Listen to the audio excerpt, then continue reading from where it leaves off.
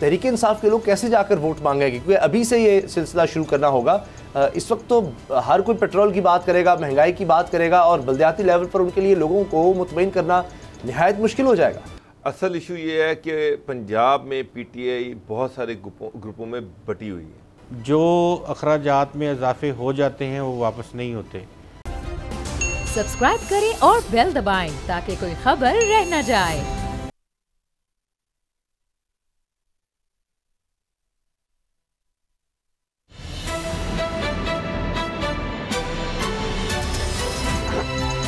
अब पता चला। बिस्मिल्लाहिर्रहमानिर्रहीम, अस्सलाम वालेकुम। मैं हूं मोहम्मद उसामा गाजी और आप देख रहे हैं अब पता चला। सच ही कहते हैं कि पेट्रोल महंगा तो सब कुछ महंगा। ये जानते हुए भी हुकूमत ने आलमी मंडी में कीमत बढ़ने पर यह बोझ आराम से आवाम पर लाद दिया। पेट्रोल महंगा कर दिया। अब पेट्रोल महंगा होने के असरात सामने आने लगे हैं। ट्रांसपोर्टर्स ने किराए बढ़ाने का शोर मचाना शुरू कर दिया है। दलील यह है कि पेट्रोल महंगा होने का बोझ वो नहीं उठा सकते। होलसेलर्स की दुहाई भी यही है कि चीज़ों की कीमत में इजाफा नागुज़ीर हो गया है। चीज़ें महंगी करनी ही पड़ेंगी और आखिर में बचेंगे बेचारे अवाम, जिनके कंधों पर महंगाई का बोझ मजीद बढ़ गया है। और सितम यह है कि इस तकलीफ को जिन राहबरों ने रिलीफ में बदलना था वो अवामी मुश्किलात से बेनियाज सियासत का शौक फरमा रहे हैं। अपोजिशन महंगाई की आड़ लेकर हुकूमत गिराना चाहती है। सवाल यह है, हुकूमत गिराने से महंगाई खत्म होगी? जवाब है नहीं, मजीद बढ़ने का खदशा है। सवाल फिर अपोजिशन अवाम को मजीद मुश्किल में क्यों डालना चाहती है? जवाब यही तो सियासत है। और आजकल सियासत के बाजार में तहरीक अदम इत्मीनाद की का चर्चा किया जा रहा है। मगर हाल देखिए कि जिस अपोजिशन ने तहरीक अदम इत्मीनाद लाकर हुकूमत गिरानी है वो सेनेट में अक्सरियत के बावजूद शिकस्त पर शिकस्त के गौते खा रही है।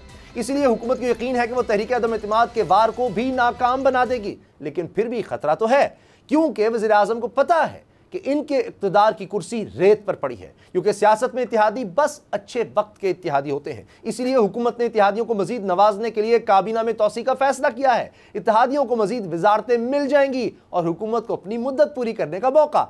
लेकिन क्या हुकूमत का ये फार्मूला देर पा साबित होगा? क्या इस इंतजाम से अदम इत्मीनाद के साथ लॉन्ग मार्च भी टल जाएगा? देखना यह भी होगा कि अपोजिशन इस इंतजाम का क्या तोड़ निकाल सकती है। इसी से आगाज करते हैं। बाबर डोगर और गुलाम मुर्तज़ा साहब से जानते हैं। बाबर साहब, बेरोजगारी तो खत्म हो गई, पेट्रोल महंगा हो गया, कोई मसला ही नहीं, चंद वजारतें मिल जाएं और क्या चाहिए? बेरोजगारी भी गई।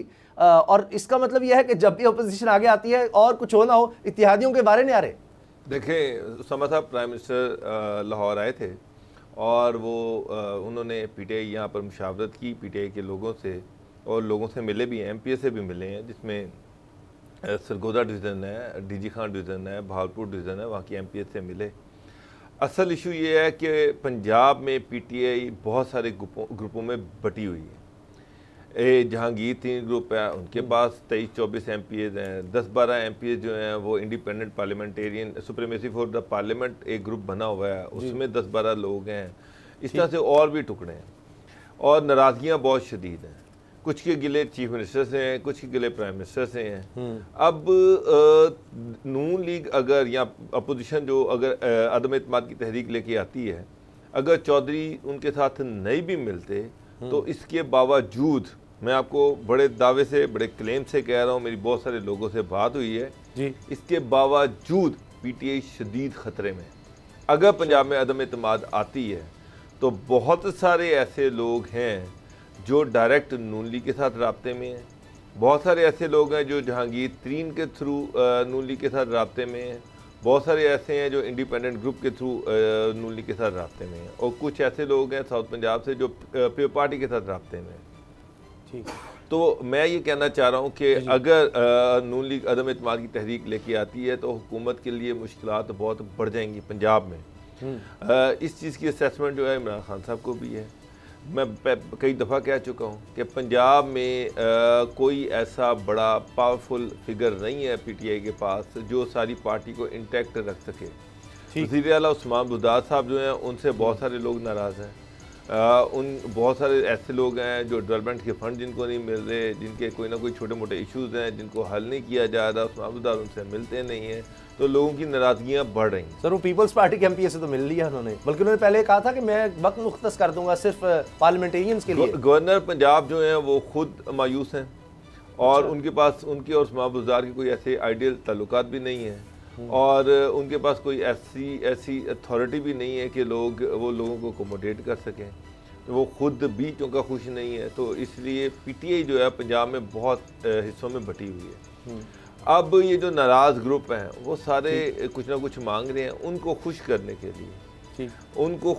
लिए ये अब कोशिश कर रहे हैं कि कोई कैबिनेट में एक्सपेंशन की जाए। पंजाब में 4 नए मिनिस्टर लेने का ऐलान किया गया, उसमें से कुछ जहांगीर तरीन ग्रुप के लोग होंगे, कुछ इंडिपेंडेंट होंगे। चौधरीज़ जो है उनसे तो फिलहाल मेरी इतलात है कि काफ लीग से कोई नया मिनिस्टर नहीं लिया जा रहा, लेकिन काफ लीग भी शदीद नाराज़ है। अच्छा। और behind the curtain calf league और नून लीग की मुलाकातें चल रही हैं। अच्छा। असल में उसामा साहब तो ये जो बयान है कि बादल जल्द छट जाएंगे सियासत में और मौसम साफ हो जाएगा, चौधरी परवेज़ इलाही, तो मुनीस इलाही टाइप बात है, उन्होंने अपने बेटे जैसी बात सर। तो बादल छट जाएंगे, मौसम साफ हो जाएगा, हो सकता है कि वो पीटीआई के खिलाफ हो। अच्छा। मैं अब मुझे बताएं कि आज नून लीग ने एक ग्रुप तश्कील दे दी है, एक कमेटी बना दी है पंजाब में, ख्वाजा साद, रफीक, राना सना और जो उनके बड़े अहम लोग हैं पंजाब के। जी जनाब, आप जो लोग पीटीआई से राब्ते में हैं उनकी उन्होंने एक लिस्ट शॉर्ट लिस्ट की है, 25-26 लोग हैं कि बेसिक डिमांड यही है कि जी हमें नून लीग में शामिल किया जाए और नून लीग जो है हमें टिकट दें। ठीक। अच्छा। उस चीज़ की एश्योरेंस और गारंटीज वो चाह रहे हैं। अब इन्होंने उनको वो गारंटी और एश्योरेंस देनी है। सही। तो ये तो अब चौधरी माइनस भी करके नून लीग को इशू नहीं है अदम इत्मीनान का, ये मैं आपको बता। अच्छा। अब गुलाम रज़ा साहब, ये हाल है, एक तरफ मईशत बड़ी मुश्किल में है जनाब, महंगाई है, बेरोज़गारी है, लेकिन ये काबीना में अरकान को शामिल करके कम से कम इत्तेहादियों की बेरोज़गारी, उनके लिए महंगाई, पेट्रोल महंगा, वो सब कुछ उनको मिलना शुरू हो जाएगा। क्या ये बोझ बर्दाश्त किया जा सकता है? मज़ीद एक्सपेंशन की गुंजाइश इस वक्त है पाकिस्तान में? इससे हुकूमत तो बच जाएगी, लेकिन क्या ये दुरुस्त तर्ज अमल है? ये बड़ा जुमला मोतरज़ा है कि हुकूमत बच जाएगी। ये पता नहीं अभी क्या कह सकते हैं, जब तहरीक अदम इत्मीनान आएगी तो पता चलेगा कि हुकूमत बचती है या नहीं बचती। तो ये तो उस वक्त की बात बड़ी ऑफर के बावजूद बात ये कि जितनी मर्जी ऑफर्स लगा लें, अब जी का जाना ठहर गया, सुबह गया या शाम गया। तो वो सूरत हाल जो जिस तरफ जा रही है, जिस तरह की डेवलपमेंट्स हो रही हैं, उसमें तो एक बड़ा शदीद किस्म का मुकाबला नज़र आ रहा है सामने। और जितना देखें, एक होता है वक्त की नमाज और बेवक्त की टक्करें कहते हैं उसको। अच्छा। वेले दी नमाज तक वेले दी टक्करां। तो अब अगर आप बुला भी लें लोगों को और उनको मुलाकातें भी कर लें और उनके आप ग्रीवेंसेस भी एड्रेस करने के लिए वादे शादे कर लें, वो वक्त बाज़ का तो निकल जाता है। तो फिर जो मर्ज़ी करते रहें, उस वक्त फिर वो मंजूरी का टाइम नहीं होता। अच्छा। तो ये अभी काफ़ी सारी चीज़ें जो हैं वो मैच्योरिटी की जानिब बढ़ रही हैं। और वज़ीर-ए-आज़म तो कह रहे हैं कि मुझे इनसे कोई फ़र्क ही नहीं पड़ता, हो जाएगी, मेरी तवज्जो है गवर्नेंस या महंगाई कम करने पर, ये इनके अदम इत्मीनान या लॉन्ग मार्च, इससे मुझे फ़र्क नहीं पड़ता, मैं तो इस पर तवज्जो भी नहीं देता। ये बड़ा ज़बरदस्त लतीफ़ा है कि हम तो महंगाई ख़त्म करने के लिए और गवर्नेंस बेहतर करने के लिए लगे हुए हैं। अपोजिशन जो चाहती है वो करती रहे, हमें उससे कोई गर्ज नहीं है जी। इससे बड़ा और क्या लतीफ़ा होगा? गवर्नेंस की क्या हालत है इस वक्त, महंगाई का क्या आलम है। और देखें, एक इन्फ्लेशन है जिसको हम सब लोग हुकूमत के साथ खड़े हैं, उस इन्फ्लेशन के हवाले से जो पूरी दुनिया में एक इन्फ्लेशन का एक राइज़ हुआ, वो बिल्कुल ठीक है। लेकिन वो ज़ख्मों के ऊपर नमक जो छिड़का जाता है कि ये पाकिस्तान में दुनिया में सबसे कम महंगाई है, फिर ये कहा जाता है सबसे ज़्यादा पैसे कमा रहे हैं। सर, सेगमेंट में एक पूरा सेगमेंट इसके लिए रखा हुआ है, पेट्रोल और ये जो महंगाई हुई है, क्योंकि लोगों की चीखें निकल रही हैं, एक तूफान आने वाला है। इसको क्या अपोजिशन कैश करवा रही है? वजह क्या हुई है? आप क्या समझते हैं कि वाकई महंगाई इतनी ज़्यादा हो गई है कि जिसकी वजह से आप कह रहे हैं जी अदम इत्मीनान इस वजह से आ जाएगा, या कुछ और एश्योरेंसेस की वजह से कि ये कह दिया खुर्रम दस्तगीर साहब ने नून लीग की तरफ से कि जी वज़ीर आला पंजाब बनना चाहते हैं परवेज़ इलाही साहब, मोस्ट वेलकम, लेकिन फिर उसके बाद इलेक्शंस जल्दी अनाउंस कर दें। तो ये सियासी मसलहतें हैं, सियासी मामलात हैं, या ये महंगाई की वजह से अदम इत्मीनान आ रहा है? देखिए, महंगाई एक फैक्टर उसको ज़रूर कहा जा सकता है, बैड गवर्नेंस उसको दूसरा फैक्टर कहा जा सकता है, लेकिन उसके साथ साथ जो सियासी जमातें हैं वो काफ़ी अरसे से आपको पता है कि वो कैदोबंद की सोबतें बर्दाश्त कर रही थी। नैब भी उनके पीछे था, FIA भी उनके पीछे था, अब भी खैर है। तो उस तनाज़र में भी फिर उसके साथ साथ अब ये एक एहसास जो हमारी कुछ जो सियासतदान हैं जिनसे हमारी बातचीत हफ्ते 10 दिन में होती जाती रहती है, वो ये कहते हैं कि अगर इस वक्त भी हम कोई काम ना कर सके तो हमें अवाम ये कहेगी कि आप भी उनका सहारा बने हुए थे, आप उनके साथ थे। अच्छा। आपने जानबूझ के उसकी हुकूमत को जो है वो नहीं गिराया, आप गिरा सकते थे।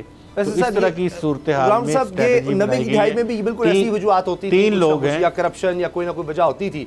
अच्छा, लेकिन एक दूसरा रुख भी है, उस पर आप अपनी बात और आगे बढ़ाइएगा।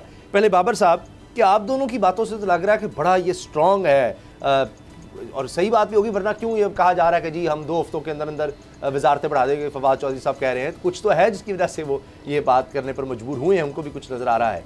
लेकिन मरियम साहिबा कह रही हैं कि जी अब हमें करना पड़ेगा क्योंकि रिस्क लेना चाहिए। रिस्क लेना, नंबर गेम इसका मतलब है अभी तक पूरी नहीं है, और ये अगले हफ्ते का वक्त है। बहुत से लोग कह रहे हैं जी पीर या मंगल, अगर तब तक आ गई ठीक है, वरना बहुत देर हो जाएगी। इतनी तो इनमें हैसियत नहीं, इतनी ताकत नहीं है। नंबर गेम तो चले दूर की बात है, जहां नंबर गेम इनके पास ज़्यादा है सेनेट में, वहां फिर आज हुकूमत जीत जाती है। तो बाबर साहब, फिर ये किस चीज़ से कॉन्फिडेंस गेन करेगी अपोजिशन के, जनाब हम गिरा सकते हैं हुकूमत? उसामा साहब, आप चाह रहे हैं कि वो डायरेक्ट एस्टेब्लिशमेंट के साथ सीधे हो जाएं, यानी कि उनकी जो थोड़ी बहुत दाल गल रही है वो भी ना गले। सर, ओगरा के हवाले से तरमीमी बिल एस्टैब्लिशमेंट का क्या लेना देना है, और ओगरा के हवाले से है, और इसी तरह से LNG और इसकी लाइसेंसिंग और कीमत की रेगुलेटरी अथॉरिटी बिल तो इस हवाले से है। तो ये क्या तो ठीक है, ये सादा सी लेजिस्लेशन है, पब्लिक वेलफेयर की है, तो हो जाए, उसमें क्या ऐसी चीज़ है। उसका अदम एतमाद से क्या लेना देना है। असल इशू ये है कि अदम एतमाद की जो मैं बात कर रहा हूँ, ये इससे आम क्या फ़र्क पड़ेगा।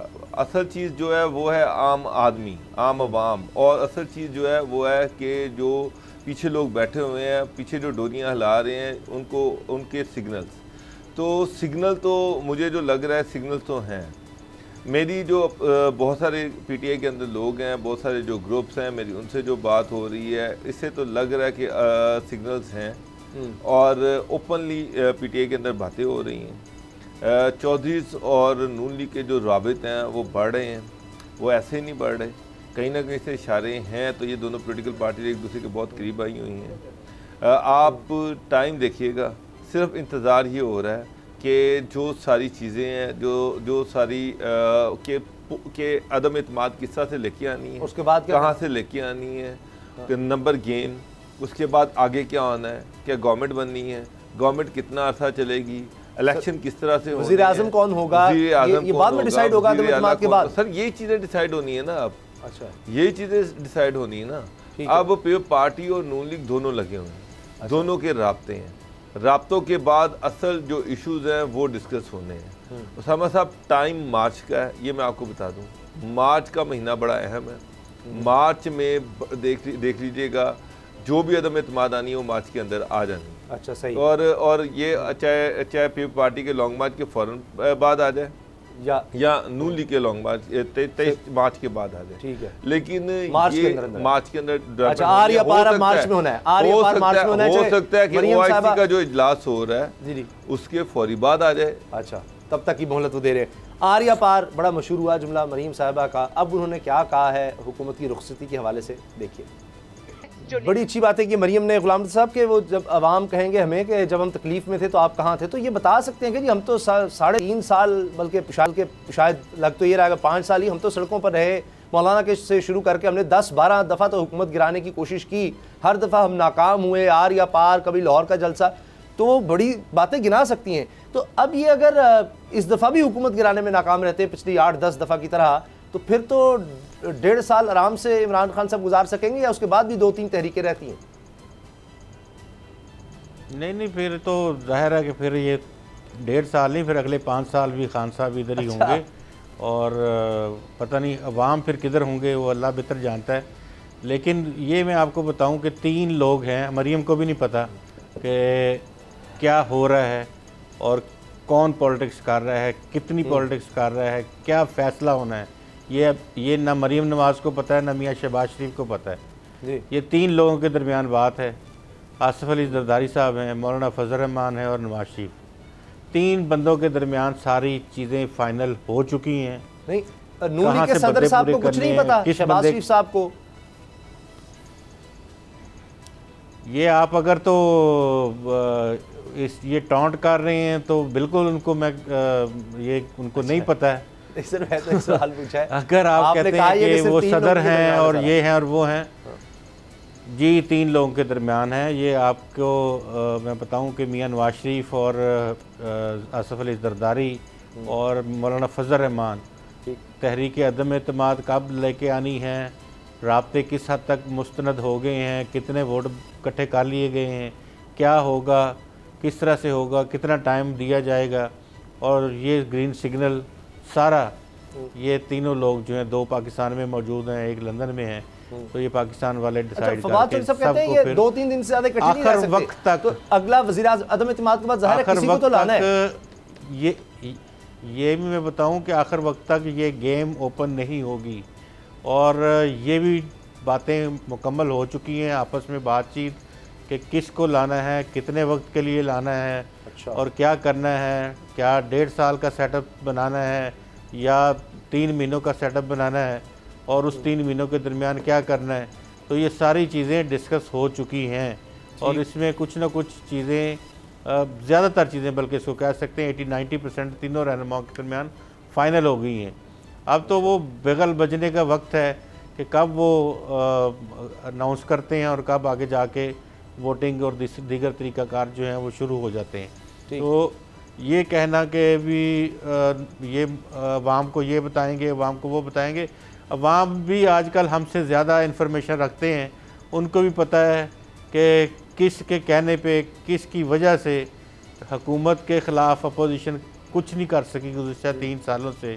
और अगर वो आप भी इसमें तो कोई इसी तरह से चाहते हैं, लोग बहुत परेशान है, बहुत तंग हैं, इसमें कोई शक नहीं है। शायद इतना हमने कभी नहीं देखा माजी में कि लोग इतने ज़्यादा परेशान हो। तो लोग क्या अपोजिशन पर ट्रस्ट नहीं करते? अब आप देख लीजिएगा 27 फरवरी को जिस तरह पीपल्स पार्टी निकलेगी, देख लेते हैं कितने लोग निकलते हैं इनके साथ। लोगों का निकलना एक और तरह की पॉलिटिक्स है और अदम एतमाद पार्लियामेंट्री पॉलिटिक्स एक एंटायर डिफरेंट चीज़ है। जो आप लोगों को अगर आप कहें कि आप इन हालात में जब लोगों के पास खाने के लिए रोटी नहीं है, पहनने के लिए कपड़ा नहीं है और वो इन दिनों में वो बाहर निकल के जब भूख लगी होगी तो कौन नारा लगाएगा? नारा तो फिर ये तो उस वक्त की याशी है जब खाना पीना पूरा हो तब बंदे निकल सकते हैं। तो इसमें ज़ोर लगाएंगे वो और ज़ोर लगा के लोगों को निकालने की कोशिश भी करेंगे, लेकिन ये उस तरह की चीज़ नहीं है। अवामी पॉलिटिक्स का जो आपको पता है कि वो हमेशा से एक डिफरेंट फिनोमेनन में चलती है और ये पार्लियामेंट्री पॉलिटिक्स जो है ये तो पावर पॉलिटिक्स है।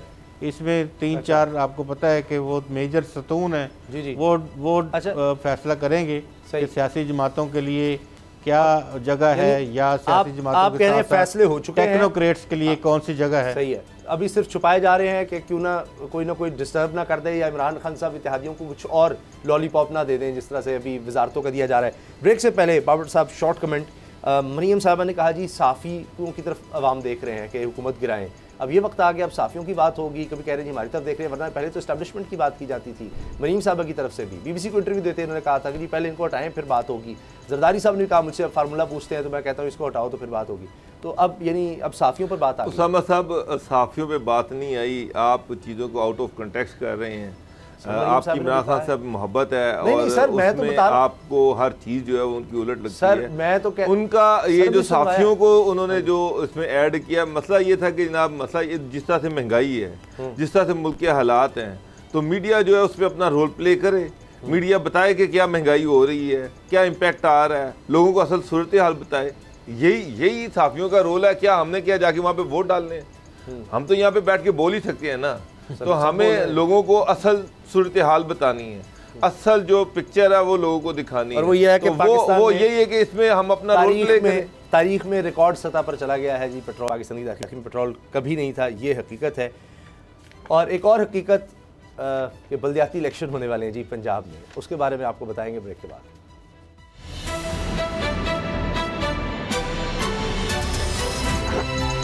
अब पता चला।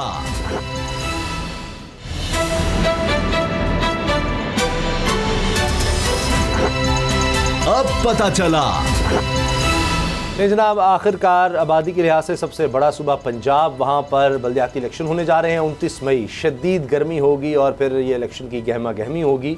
लेकिन जो इस वक्त सूरत हाल है, गुलाम नबी साहब किस तरह लोग जाएंगे, ख़ासतौर पे तहरीक इंसाफ के लोगों की अगर बात करें तो इनके लिए तो बहुत मुश्किल होगा। इत्तेहादी तो चलें, पता नहीं क्या करेंगे, लेकिन तहरीक इंसाफ के लोग कैसे जाकर वोट मांगेंगे, क्योंकि अभी से ये सिलसिला शुरू करना होगा। इस वक्त तो हर कोई पेट्रोल की बात करेगा, महंगाई की बात करेगा, और बल्दियाती लेवल पर उनके लिए लोगों को मुतमईन करना निहायत मुश्किल हो जाएगा। भेस बदल कर जाना पड़ेगा या किसी और सियासी जमात का कंबल ओढ़ना पड़ेगा। बाकी अगर आप अर्बन एरियाज़ की बात करते हैं तो अर्बन एरियाज़ में तो आप बिल्कुल ये बात भूल जाएं कि पीटीआई के जो लोग हैं वो इसी तरह से धड़ल्ले से जिस तरह से पहले जाते थे, इस तरह से बगैर सिक्योरिटी के वो वहाँ में निकल सकते हैं। जिस तरह की सूरत हाल इस वक्त है, ये बहुत मुश्किल है।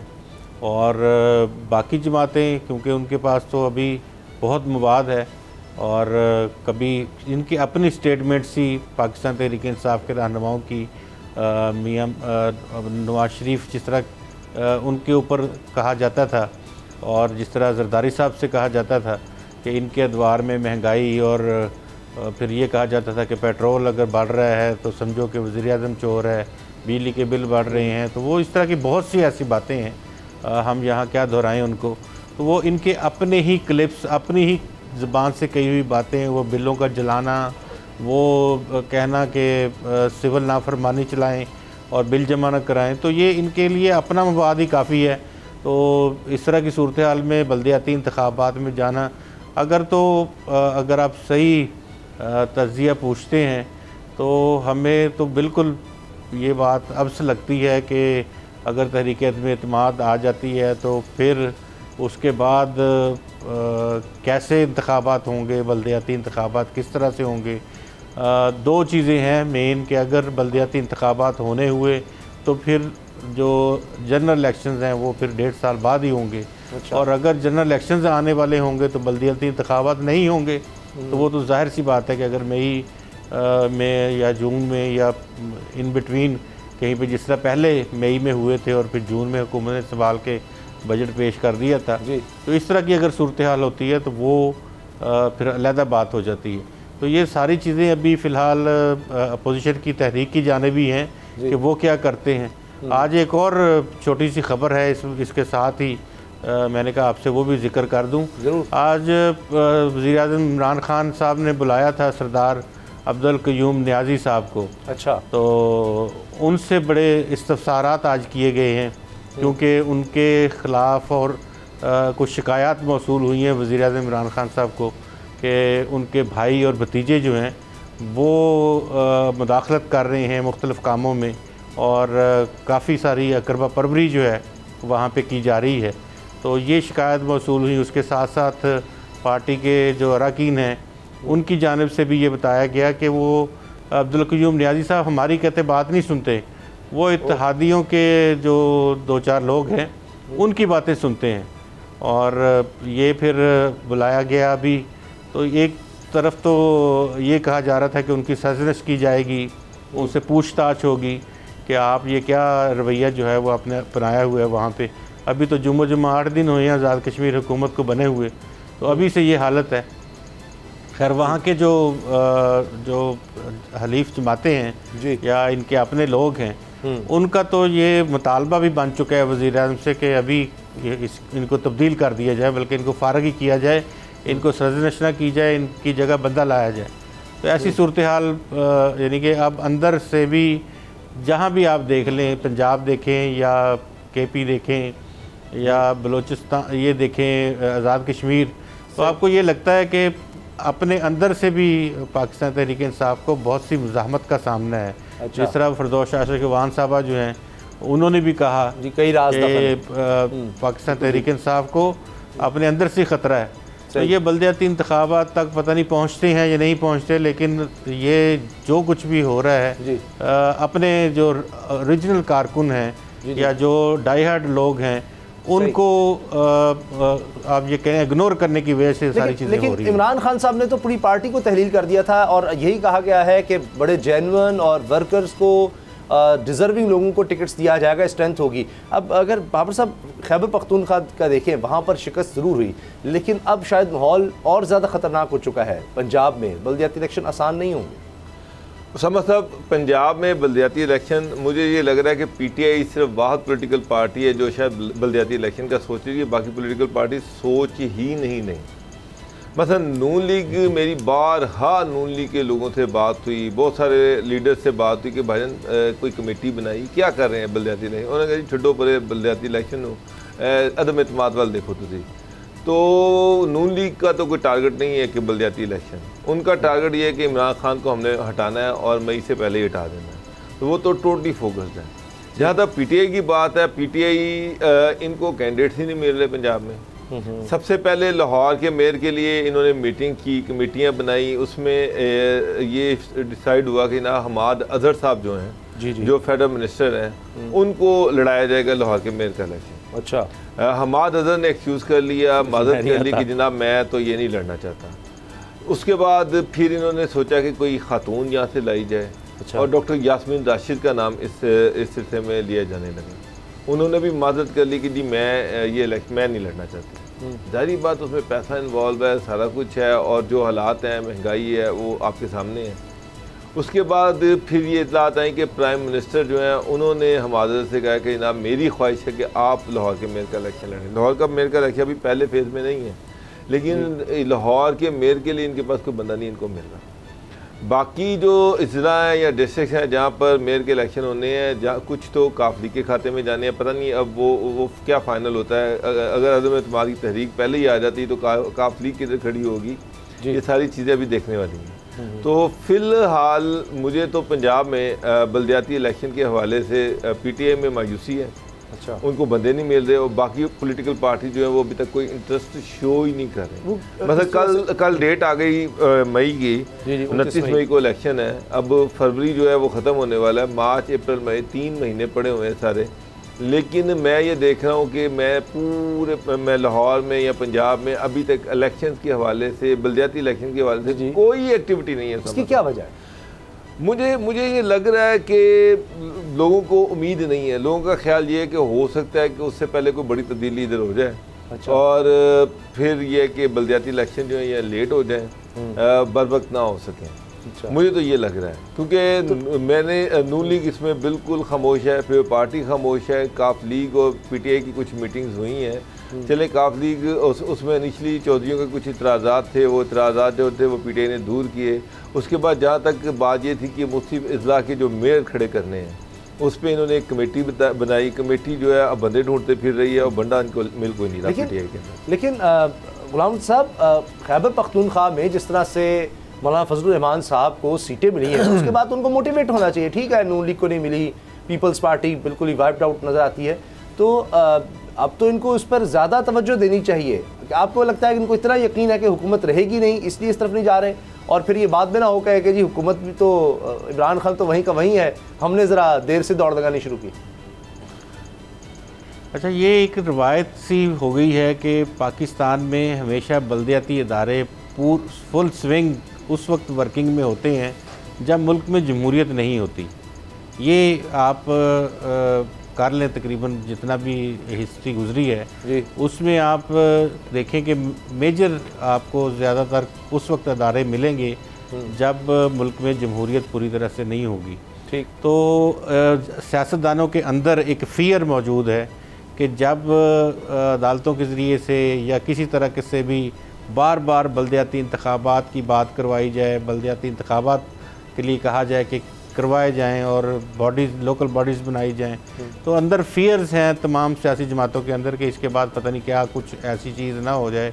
क्योंकि बुनियादी जमहूरियतों का हमेशा से ये ज़रूरत होती रही है किसी भी ऐसे सेटअप में कि इनके पास इख्तियारात और काम करवाने के लिए लोगों के पास बंदे होने चाहिए, लोकल और ऊपर फिर लोग भूल जाते हैं कि सूबाई असम्बली में क्या हो रहा है या कौमी असम्बली में क्या हो रहा है। सही। तो या ट्रांजिशनरी पीरियड जो होते हैं उसके लिए भी इसकी ज़रूरत होती है। तो इस लिहाज से अगर वहाँ पे भी आप जानते हैं कि अदालती अहकामात के ऊपर ही हुए हैं। अभी भी आप देखें कि वहाँ की सियासी जमातें आई हुई थी और यहाँ भी ऐसी सूरत हाल है। अब किस वजह से हम कह रहे हैं कि बड़ा मुश्किल होगा बल्दियात के लिए, क्योंकि पेट्रोल की कीमतें इतनी बढ़ गई हैं और अब हर चीज़ की कीमतें बढ़ाने की फरमाइशें आ रही हैं। ये तो होना था, किस तरह से उसको रोका जा सकता है और अब कौन कौन कह रहा है कि जी अब हमें भी पैसे चाहिए, नहीं हम भी महंगाई करेंगे। ब्रेक के बाद बात होती है।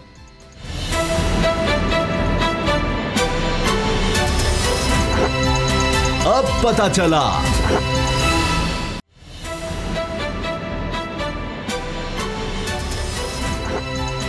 अब पता चला। लेकिन जनाब, पेट्रोल तो महंगा हो गया है, लेकिन अभी एक महंगाई का तूफ़ान है जिसने अभी मज़ीद आना है। क्योंकि आप कोई भी शय देख लें, खुराक का हो, दूध का हो, हर तरफ कहा जा रहा है, कहीं कहा जा रहा है जी 25 फरवरी तक 30 रुपये फ़ी लीटर हमें दूध की कीमत बढ़ानी पड़ेगी। कोई कह रहा है कि जी खाद और दीगर अशिया ज़राअत के लिए इतनी महंगी हो गई हैं कि अगर 5 से 10% भी कमी होगी खुदा न खास्ता हमारी ज़राअत में, प्रोडक्शन में, तो कोई भी कर्ज़ लेकर भी हम इसका जो बोझ है वो नहीं उठा सकेंगे। इसके साथ ट्रांसपोर्टर्स कह रहे हैं जी हमने किराए बढ़ाने हैं, होल सेलर्स कह रहे हैं जी हमने कीमतें बढ़ानी हैं। अब उसकी एक मिसाल जो मेरे सामने है कि 2020 में जो किराया 45,000 रुपये लगता था 300 थैले ले जाने वाली गाड़ी, अब इस वक्त वो 60,000 हो चुका है। तो ये कीमतें बढ़ती चली जा रही हैं और इसको रोकना इस वक्त नामुमकिन नज़र आ रहा है। लेकिन गुलाम मुर्तज़ा साहब, एक सवाल ये है कि अब इंटरनेशनल मार्केट में कुछ 4% कम हुई पेट्रोल की कीमत। अगर फ़र्ज़ करें ये ट्रेंड जारी रहता है, हम फ़र्ज़ कर रहे हैं, तो अगले 15 दिन बाद हुकूमत कुछ कम कर देती है कीमतें, तो क्या ये लोग अपनी डिमांड वापस ले लेंगे? क्या ये जो किराया बढ़ाया गया होगा, कीमतें बढ़ाई गई होंगी, क्या ये वापस भी लेंगे? कभी इस तरह नहीं हुआ। आज से नहीं, आप गुज़िश्ता कई अदवार से देख लें, जो अखराजात में इजाफे हो जाते हैं वो वापस नहीं होते। ट्रांसपोर्टेशन की अगर आप बात करें, जो टिकट लाहौर से रावलपिंडी का बस वैगन, वो जैसे भी उसको बढ़ाया, कोरोना में आपको पता है कि एक सीट की परमिशन थी, वो थोड़ा सा उसमें बढ़ाया गया, तो वो चीज़ें वापस नहीं हुई। डीज़ल की कीमत अगर डाउन भी होती है तो इस तरह से वापस नहीं आती चीज़ें, और रेट्स जो एक दफ़ा बढ़ जाते हैं, ये एक माशरती हमारे अंदर बुराई है कि जो चीज़ें जिस तरह से भी बढ़ जाएं, मुनाफाखोरी हमारी एक हमारे अंदर सरायत कर चुकी है, हर शख्स के अंदर सरायत कर चुकी है। वो एक रेडी वाला हो, वो कारोबारी हो, वो टेक्सटाइल ओनर हो, कोई भी हो, हमें सिवाय चंद एक उंगलियों पे गिने जा सकते हैं अब माशरे में ऐसे लोग जो ईमानदाराना वसफ़ के साथ दुकानदारी करते हैं। यहाँ नमाज़ें रोज़ों के ऊपर ज़ोर बहुत है, लेकिन उसी वक्त में गरीब के घर फाका हो रहा है और आप उससे 100 गुना ज़्यादा मुनाफे के ऊपर चीज़ें बेच रहे हैं। 10 रुपये की चीज़ आप 40 की बेच रहे हैं, उसके ऊपर अल्लाह की पकड़ का कोई सवाल जवाब किसी के अंदर नहीं आता। दूसरी बात यह है कि क्यों ऐसा होता है, माशरती इन्हतात जो है वो क्यों पैदा होता है माशरों में। ये अगर आप स्टडी कहीं पे भी करें, आपको ये बात नज़र आती है कि किसी ना किसी तरह से कोई एक डर, कोई खौफ मौजूद होता है अवाम में कि हमें कोई पूछेगा। जब ये डर और खौफ उतर जाए तो फिर हर बंदा अपनी मन मर्जी की तरफ जाना शुरू कर देता है और कानून का रास्ता, जो लॉ एंड ऑर्डर है, उसका रास्ता भूल जाते हैं लोग। इसी तरह से यही सूरत हाल इस वक्त हमारी हुई है कि यहाँ महंगाई होती है, कुछ महंगाई इन्फ्लेशन की वजह से होती है और कुछ महंगाई जो है इंटरनेशनल जो सूरत हाल है उसकी वजह से होती है। तो इस सारी को मिला के उतना ही मुनाफा जो सनतकार है, जो रेडी वाला है, सबसे बड़ा मैं आपको अगर जिक्र करूं तो आप मंडियों के अंदर आड़ती को देखें, वो आपको मुनाफे का एक मीनार पाकिस्तान नजर आता है। बिल्कुल हमें नजर आता है कि इंटरनेशनली भी अगर देखें, जो अमीर तरीन लोग थे वो मजीद अमीर हुए हैं। अब बाबड़ साहब, ये ट्रेंड रुकता नज़र नहीं आ रहा। मिसाल के तौर पर अगर ट्रांसपोर्टर है तो कोई गरीब आदमी तो नहीं होगा, उसने कई बसें वगैरह रखी होंगी। अब क्या वो उसी हिसाब से अपने ड्राइवर को, कंडक्टर या दीगर जो लोग हैं उनको वो अकोमोडेट करता है, या दीगर जो लोग हैं, जिस तरह आप देखें ना कि अगर कीमतें बढ़ेंगी तो इसका मतलब है घी की कीमत भी बढ़ेगी, दालों की कीमतें बढ़ेंगी, आटे की कीमत, यानी हर चीज़ की कीमत बढ़ेगी, तो सबसे ज़्यादा पैसा तो फिर उन्हीं के पास चला जाता है। यानी महंगाई का सबसे ज़्यादा फ़ायदा तो अमीर तरीन तबका उठाया जाता है, बजाय इसके कि वो कुछ अपनी तरफ से कर लेंगे, जी मुनाफा चलो हम कम कर लेते हैं, लेकिन ऐसा नहीं होगा। उसामा साहब, इसका अल्टीमेटली इम्पैक्ट जो है वो गरीब आवाम पे आना है, मेरे जैसे लोगों पे आना है, या मुर्जा साहब के लोगों पे आना है। जो भी महंगाई होगी वो अल्टीमेटली ट्रांसलेट होगी, ट्रिकल डाउन होगी और गरीब आदमी तक पहुँचेगी। ट्रांसपोर्टर जो हैं वो उन्होंने पहले ही अनाउंस कर दिया कि जनाब वो किरायों में इजाफा कर रहे हैं। अगर ट्रांसपोर्टर किरायों में इजाफा करते हैं तो सब्ज़ी मंडी में सब्ज़ी महंगी हो जाएगी, फ्रूट मंडी में फल महंगा हो जाएगा। उसके बाद अगर जिस तरह से पेट्रोल की कीमत बढ़ी है तो गंदम आगे किसान जो है उसकी भी आउटपुट बढ़ जाएगी, वो भी महंगी हो जाएगी, उसका इम्पैक्ट जो है वो आ जाएगा। सब पूरी महंगाई जो है वो अभी होना शुरू हो गई है। मेरा बच्चों को स्कूल ले जाने वाली वैन जो है उन्होंने भी कह दिया कि जनाब पैसे बढ़ाएं। आम आदमी तो अब सफ़र नहीं कर सकता, ये तो मैं आपको बता दूँ। एक गरीब आदमी, आम आदमी, सैलरीड आदमी जो है उसने इस्लामाबाद जाना है, वो नहीं जा सकता अपनी सैलरी से, वो अपने अजीज़ों से मिलने नहीं जा सकता।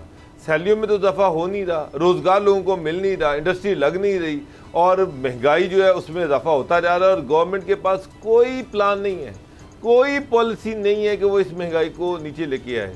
आपने अभी बात की थी जी, एक दफ़ा जो महंगाई हो जाती है वो वापस नहीं आती जी। सब डिपेंड करता है कि आपकी गवर्नेंस और एडमिनिस्ट्रेशन कैसी है, जो ऊपर बैठे हुए हैं उनकी नीयत क्या है। नीयत ठीक हो तो महंगाई सवाल ही नहीं पैदा होता कि कोई दुकानदार महंगी चीज़ बेच दे, किसी की इतनी जरूरत नहीं है। अगर वो पकड़ के उसको थाने बंद करेंगे, पर्चा दर्ज करेंगे और उसको सजा हो जाएगी ना, कोई बढ़ाएगा नहीं। लेकिन जहाँ पर गवर्नेंस नहीं होती, रूल ऑफ लॉ नहीं होता, वहाँ पर मनमानियाँ होती हैं। मैं आपको बता रहा हूँ, आप बाहर निकले, आप एक दुकानदार से एक चीज़ का रेट पूछें, दूसरे से पूछें, हर दुकान पे चीज़ों का रेट डिफरेंट है जी। एक ही चीज़, एक ही दाल, एक जगह पे कुछ है, दूसरी जगह पे कुछ है, तीसरी जगह पे कुछ है। इसका मतलब ये है कि गवर्नेंस और एडमिनिस्ट्रेशन नाम की चीज़ ही कोई नहीं है। और अभी सर रमज़ान मुबारक आने वाला है, चंद हफ्ते रह गए, तो वो तो हम हर साल उसमें तो चीज़ों की कीमतें बढ़ती हमेशा देखते हैं। तो ये तो एक दोहरा मुझे लग रहा है कि लोगों को एक तूफ़ान वो उनको घेरने जा रहा है। ऑफ कोर्स आप देखिएगा, तूफान तो सर घेर लिया है, तूफान ने तो घेर लिया है उसामा साहब। अच्छा जी साहब, रमज़ान कम, ये अजाब ज़्यादा, अल्लाह माफ़ करे कि बन के आ रहा है, इस तरह से सर, क्योंकि अभी से अजाब इकट्ठा करते हैं महंगाई, अभी से होर्डिंग्स, रमज़ान तो सिर्फ बरकत ही अभी से होर्डिंग्स शुरू कर दी गई हैं। खजूरों की होर्डिंग, खजूर का रेट अभी से बढ़ना शुरू हो गया है, एक महीना अभी शबान का पूरा बाकी है। और मैं आपको बताऊं कि ये जो आड़ती हजरात हैं, ना ये 1 रुपए की कहीं इन्वेस्टमेंट करते हैं, ना इनके अखराजात हैं, लेकिन ये सबसे ज़्यादा मुनाफा ये कमाते हैं। अच्छा। जो पेटी 5 किलो खजूर की 500 रुपये की थी, वो इन लोगों ने स्टॉक कर ली है, वो 900 रुपये की, 1000 रुपये की वो बिकेगी। आड़ती 500 रुपया फ़ी पेटी कमाएगा, उसके बाद ये पड़िए के पास आएगी, उसके बाद ये रेडी वाले के पास आएगी, उससे आगे हम लेंगे। तो ये जो 100 रुपये वाली खजूर इस वक्त 100 रुपये थी, ये 60 रुपये ज़िम्मेदार को मिले हैं उस खजूर पर केजी के। हम उसको 300 रुपये केजी अभी ले रहे हैं, 400-500, और कोई हुकूमत इसको नहीं कंट्रोल कर सकी। लेकिन इस दफ़ा जो महंगाई वैसे ही इतनी है, तो ये तो रमज़ान मुबारक से पहले पता नहीं क्या हाल होगा। बस अब एक ही सूरत नज़र आ रही है कि उम्मीद कि जी इंटरनेशनल मार्केट में कोई बहुत ज़्यादा कीमतें नीचे आ जाए पेट्रोल की, और फिर उसके बाद हुकूमत भी जोर लगाए कि जनाब अब हर चीज़ की कीमत नीचे लाई जाए। यही हो सकता है, वरना तो फ़िलहाल कुछ होता नज़र नहीं आ रहा। प्रोग्राम देखने का शुक्रिया, इजाज़त दीजिए, अल्लाह हाफ़िज़।